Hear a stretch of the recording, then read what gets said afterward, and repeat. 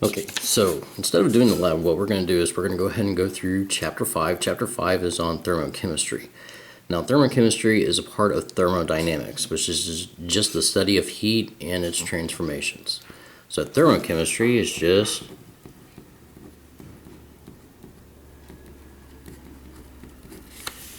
heat chemistry.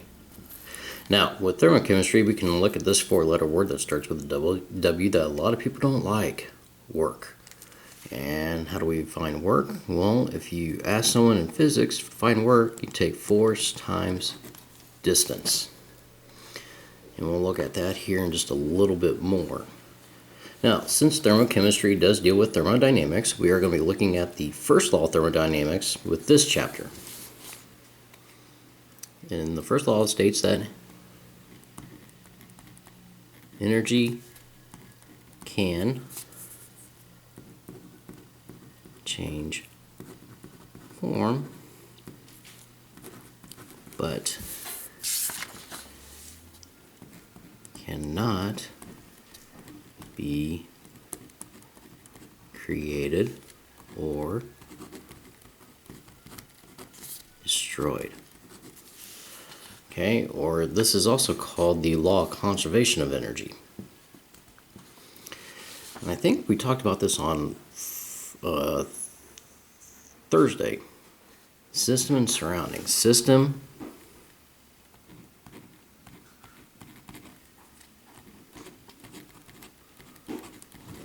that is the object that we're focusing in on, what we're looking at for sure. Surroundings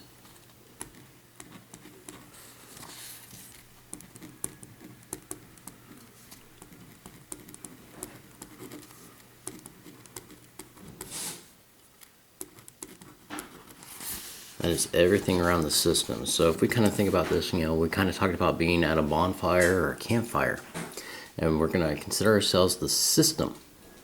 So everything around us is the surroundings, or for just focusing on how much heat the fire is producing, the fire would be the system, and everything around the fire would be the surroundings. Now, since excuse me. Well, thermodynamics, we're dealing with energy. Heat is some kind of form of energy. To find our change in energy, we take the final energy minus the initial energy, just like what we've been doing with change in anything. And if our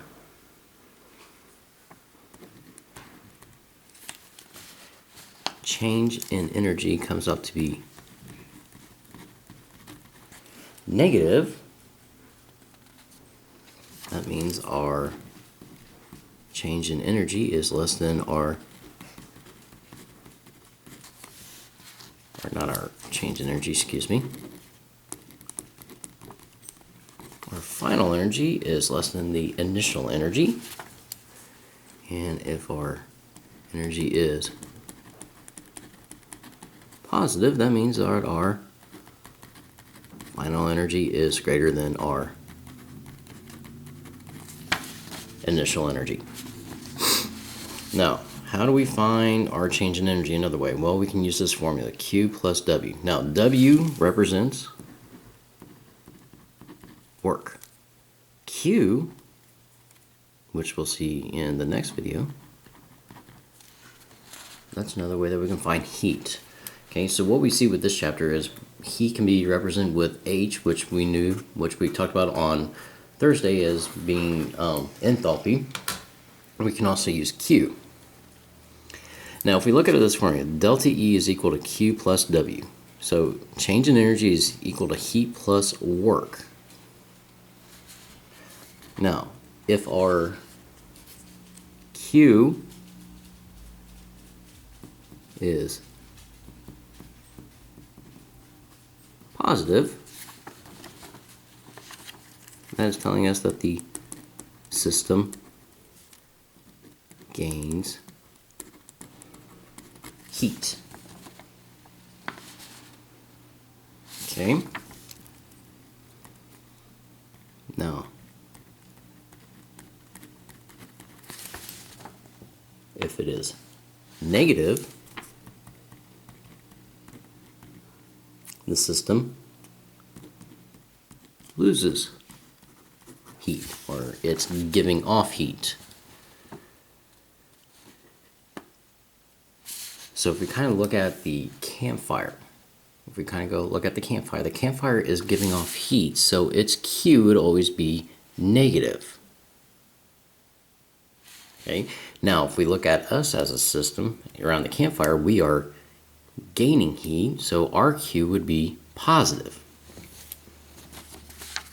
Okay, now for W, if W is positive, we have work done on the system. And if W is negative, this means work done by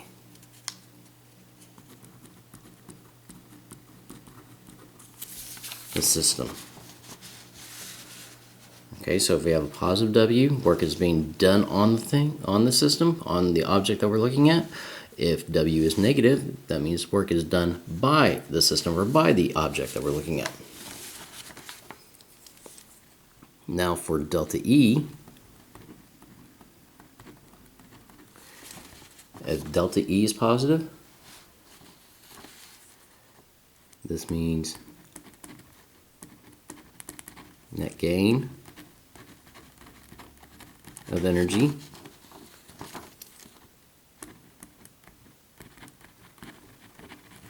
by the system.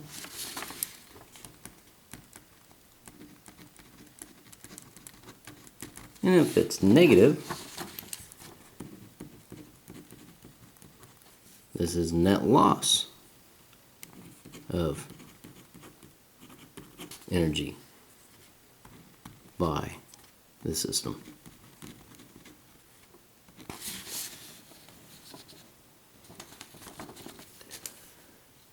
So if we have a positive Q or negative Q, we can say that we have one of these two. You know, we talked about this on Thursday as well, endothermic and exothermic. Endothermic means absorbs heat. Exothermic, heat is given off. So if we have a positive Q, it is endothermic, and if Q is negative, it means that it is exothermic. Okay, so now how we're going to look at this is we're going to look at enthalpy of reaction. We're going to figure out how much heat is either being absorbed or given off from a reaction. And as I said, enthalpy just means heat, and we use H when we're talking about enthalpy. To find the change in enthalpy, we take the enthalpy of the products minus the enthalpy of the reactants. And how do we know what the enthalpy of the products and reactants are going to be? Well, there is a appendix in the back of the book. It's Appendix C. With Appendix C, we have 3 columns for each item. We have, you can see, we have delta H, F, delta GF, and S, odd. All 3 of them have odds with them. That means the change in enthalpy of formation, delta GF, we'll get into that with thermodynamics, and S we'll get into thermodynamics. So we're just going to focus in on the column that has the delta odd, or delta H odd F, enthalpy of formation.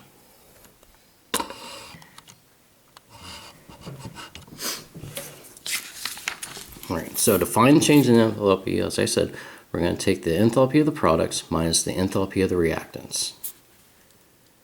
So we're going to find all these in the appendix C, and what I'm going to do is I'm going to photocopy this and scan it so that you can have that in your possession when you work on these types of problems.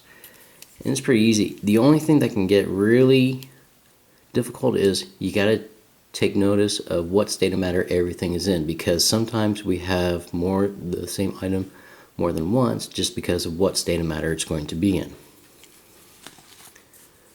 Alright, so delta H for all this. And what I should have done was use this formula. We're going to take the sum of each one. So this weird looking E thing that I just drew, that means sum. So let's kind of start off with a really simple one. Let's look at making water. Now the first thing that we got to do is make sure that the reaction is balanced. So this one should be 2, 1, 2 for the coefficients, because those are going to come into play as well. Alright, so products minus reactants. We only have one product in this reaction. We have H2O, and we have 2 moles of it. So we're going to take 2 moles times. And if I look for water in Appendix C, it's going to be with, I think they put it with oxygen, if I'm right.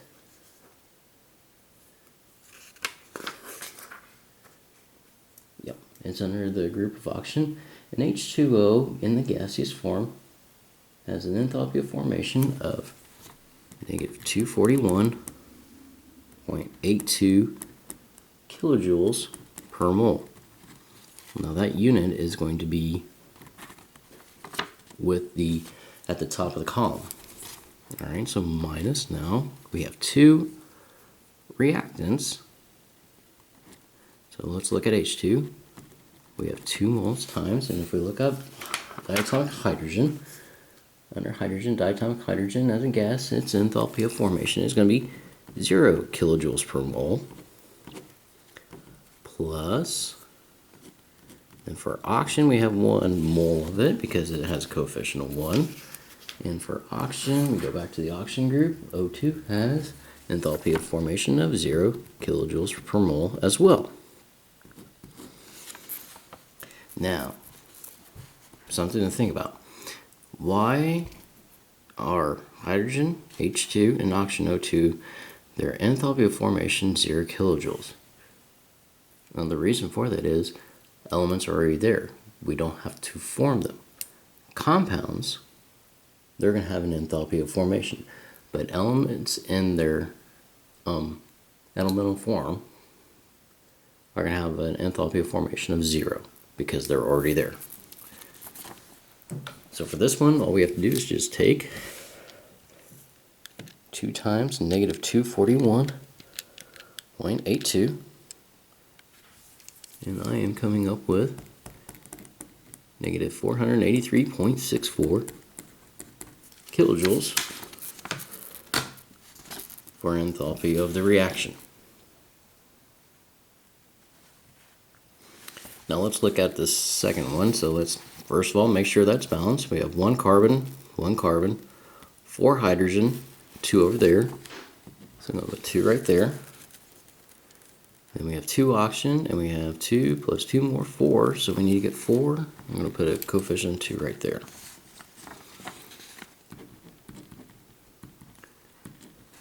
Alright, so this time around we have two products. So we have carbon dioxide in gaseous form and water in liquid form. So for the carbon dioxide, we just have 1 mole 1 times. And for carbon, CO2, enthalpy of formation is negative 393.5 kilojoules per mole, plus, and we got water, so 2 moles. And if we look up here, we use water in the gaseous form, so we can't use that same number, so we got to look at water in the liquid form. Water in the liquid form is negative 285.83 kilojoules per mole. That's all in one bracket. Minus, we're going to start our second bracket for reactants. Well, we have methane in the gaseous form. We have 1 mole of it. So 1 mole times methane. Looking up methane, CH4, it is negative 74.8 kilojoules per mole, plus, and for oxygen, I know what its enthalpy of formation is, but we still got to show it. 2 moles times 0 kilojoules per mole. So here is our setup. I'm putting this into our calculator. So we have negative 393.5 plus 2 times negative 285 point, oops, wrong button, 0.83 minus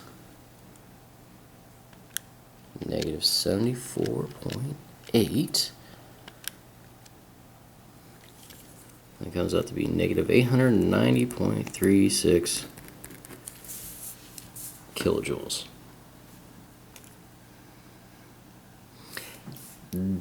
These kind of problems, these shouldn't be too difficult. Like I said, the hardest thing is making sure that you are using the right state of matter for your numbers down here. That is just stuff that we've been doing so far. We've been balancing reactions, okay? And as I said, these numbers are in Appendix C in the back of the book, and I will scan it, the Appendix C, for you so that you can have that as a reference to work on this stuff.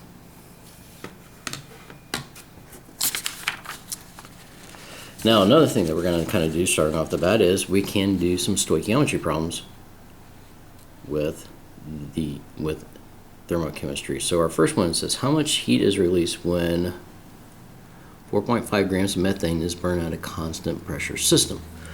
All right, so if we're burning methane, that is a combustion reaction. So we have methane gas, and hey, look, methane gas plus O2 gas. O2 gas yields to, in combustion reaction, we get CO2 gas plus, in this case, H2O liquid. So we already have this reaction, and coefficients 1, 2, 1, 2. Now for this, we should be given the change in enthalpy. Well, we found this one to be negative 890.36 kilojoules. So if we look in the book, if you look in this chapter, because I took this problem directly from the chapter, I'm going to bring it back up real quickly. It already gives us the change in enthalpy as, I'm going to bring the camera over here. And there's our reaction. It says that the change in enthalpy is negative 890 kilojoules. So with these types of problems, we're going to just go ahead. I'm going to use what they had in the book instead of what we calculated out in that other one. Negative 890 kilojoules.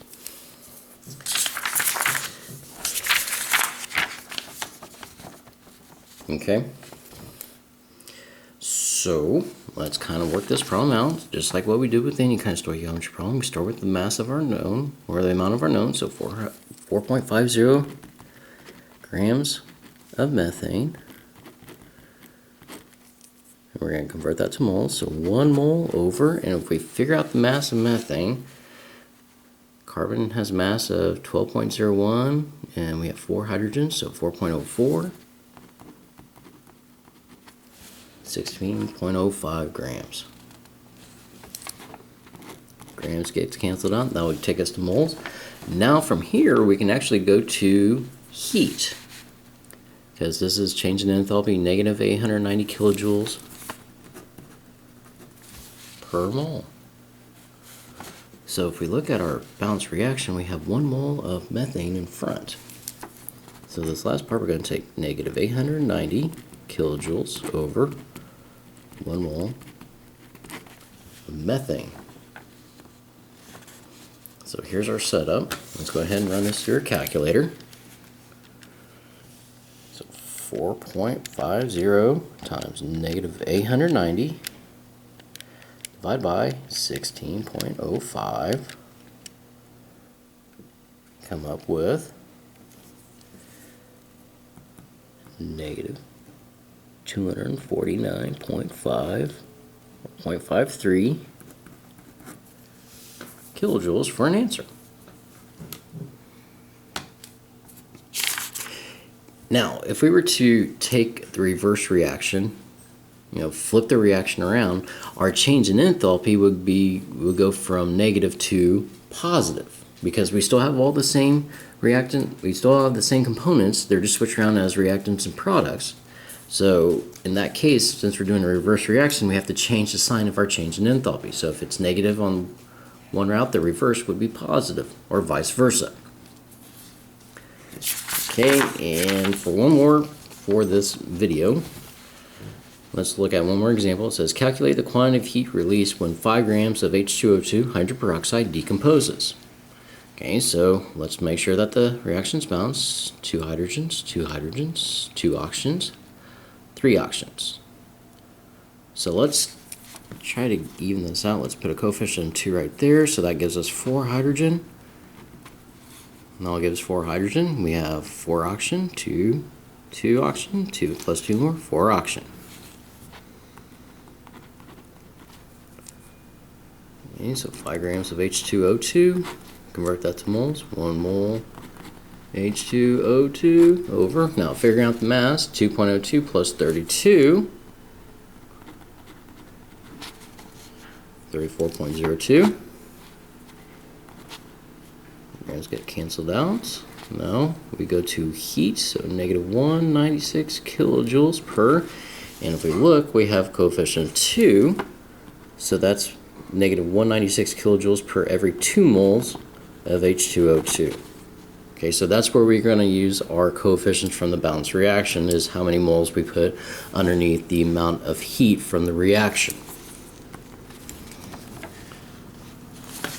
Alright, so I'm going to take 5 times negative 196 divided by 34.02 times 2.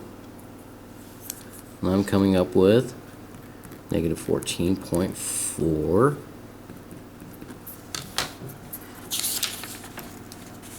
kilojoules of heat.